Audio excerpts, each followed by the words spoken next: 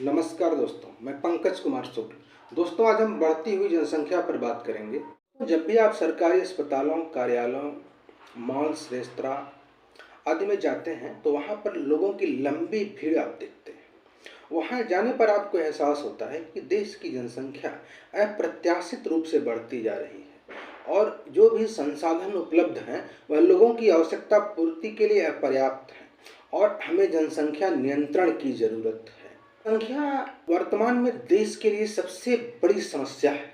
भारत में दुनिया का कुल 2% भौगोलिक क्षेत्रफल है, जबकि आबादी दुनिया का 16% है, जिसके परिणाम स्वरूप संसाधनों की कमी हमें हर तरफ दिखाई पड़ती है और गरीबी, कुपोषण, अशिक्षा, शिशु मृत्यु दर आदि ज़्यादा देखने को मिलता है। आज़ादी के समय से ही देश में जनसंख्या को नियंत्रित करने के प्रयास किए जा रहे हैं। सरकार द्वारा जनसंख्या नियंत्रण के लिए लोगों को जागरूक किया जा रहा है और राष्ट्रीय जनसंख्या नीति लाई गई है। 80 के दशक में इंदिरा गांधी सरकार द्वारा जनसंख्या नियंत्रण के लिए कड़े नियम लागू किए गए थे, जिससे वह सरकार लोगों के बीच अलोकप्रिय हो गई और 1977 के आम लोकसभा के आम चुनाव में इंदिरा गांधी सरकार की भारी हार हुई, जिसका जिम्मेदार उनकी जनसंख्या नीति को माना जाता है। यही कारण है कि कोई भी राजनीतिक दल या कोई भी सरकार जनसंख्या के मामले में कड़े फैसले या कड़े नियम लागू करने से बचती रहती है। सरकार के जनसंख्या नियंत्रण के प्रयास दक्षिण भारत में ज़्यादा सफल हुए हैं और उत्तर भारत में अपेक्षाकृत कम सफल रहे हैं, जिसका परिणाम उत्तर भारत में ज़्यादा गरीबी, अशिक्षा, भूखमरी, बेरोजगारी, कुपोषण, अधिक शिशु मृत्यु दर आदि के रूप में देखने को मिलता है।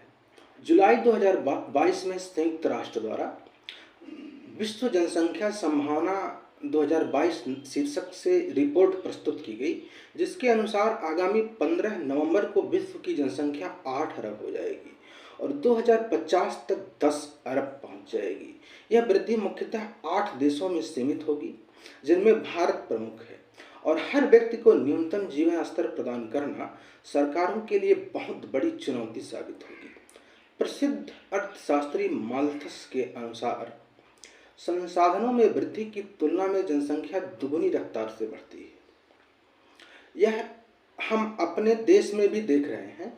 हमारे देश की आर्थिक वृद्धि तेजी से हो रही है, देश आर्थिक रूप से संपन्न हो रहा है। इसके बावजूद ग्लोबल हंगर इंडेक्स, जिसमें भारत का रैंक 107 रहा है, सहित देश जीवन स्तर के तमाम सूचकांकों में देश लगातार पीछे चला जा रहा है। जनसंख्या में तीव्र वृद्धि का प्रभाव सभी पर पड़ता है। प्राकृतिक संसाधनों पर दबाव बढ़ता है, पर्यावरण पर विपरीत प्रभाव पड़ता है, पर्यावरण प्रदूषण बढ़ता है और जिससे सामाजिक आर्थिक असंतुलन पैदा होता है। इसलिए देश को जनसंख्या नियंत्रण के लिए एक दीर्घकालीन और प्रभावी नीति की आवश्यकता है। नमस्कार दोस्तों, मेरे चैनल को लाइक और सब्सक्राइब कीजिए।